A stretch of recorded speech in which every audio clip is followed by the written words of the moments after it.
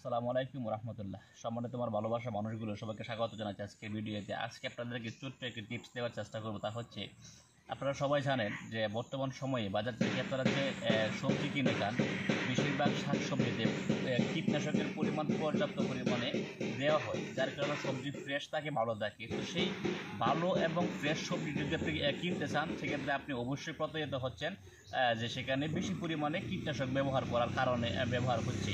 কীটনাশক ব্যবহার হচ্ছে বেশি বলেই কিন্তু আপনি ফ্রেশ শাকসবজিটা পাচ্ছেন। আপনি বুঝতে পারবেন না যে সেখানে কী পরিমাণে, কল্পনাই করতে পারবেন না সেখানে কী পরিমাণে কীটনাশক ব্যবহার করা হয়েছে, যা আপনার পরিবারের মানুষের জন্য ক্ষতিকর, আপনার জন্য ক্ষতিকর, আপনার পরিবারের মানুষের জন্য হুমকি স্বরূপ, জীবন হুমকি স্বরূপ। তাহলে বিষয়টা হচ্ছে, আপনি কোথায় ফ্রেশ খাবার পাবেন, কীভাবে ফ্রেশ খাবার পাবেন। বিষয়টা হচ্ছে এরকম যে, আপনি দেখেন এখানে কিন্তু আপনার এখানে কিন্তু প্রায় 50টার মধ্যে সম্ভবত একটু জায়গা, সামান্য একটু জায়গা, আপনার 5 ফিট থেকে 10 ফিট থেকে 10 feet by 10 feet, 10 feet by 10 feet জায়গার মধ্যে কিন্তু আপনার দেখেন এখানে প্রায় 40-50টা আপনার পাতাকপি। যদি আমরা ফ্রেশ খেতে চাই, তাহলে আপনার কী করতে হবে?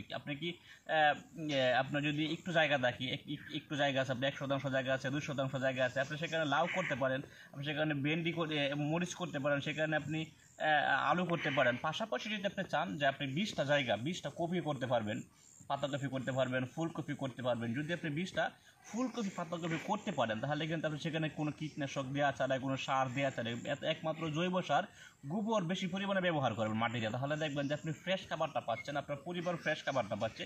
আপনি চাইলেই কিন্তু সেখানে ওই যে ফ্রেশ খাবার উৎপাদন করে নিজের পরিবারকে সেফ রাখতে পারবেন, নিজের পরিবারকে নিজেকে সেফ রেখে খাদ্যটাকে আপনি নিরাপদভাবে আপনার পরিবারের হাতে তুলে দিতে পারেন। তাহলে কথা হচ্ছে, আপনি যদি চান, ইচ্ছে যদি আপনি করেন সেখানে আপনি ওই নিরাপদ খাবারটা আপনার পরিবারের হাতে তুলে দেবেন, সেক্ষেত্রে আপনি আপনার সিজনের সময় 10টা 20টা বা 25টা 30টা ফুলকপি করতে পারেন, বাঁধাকপি করতে পারেন। তাহলে একটা 20টা বা 30টা বাঁধাকপি কিন্তু একটা পরিবারের জন্য একটা সিজনে অবশ্যই যথেষ্ট।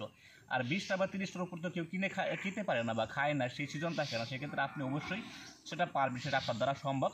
আমি আশা করবো আপনারা আগামী বছর থেকে বা যখন সুযোগ হয় সেই সময় থেকে আপনারা 20টা বা 30টা বাঁধাকপি আপনারা খেতে ইচ্ছুক হবেন এবং খাবার চেষ্টা করবেন। ধন্যবাদ সবাইকে। আসসালামু আলাইকুম রহমতুল্লাহ।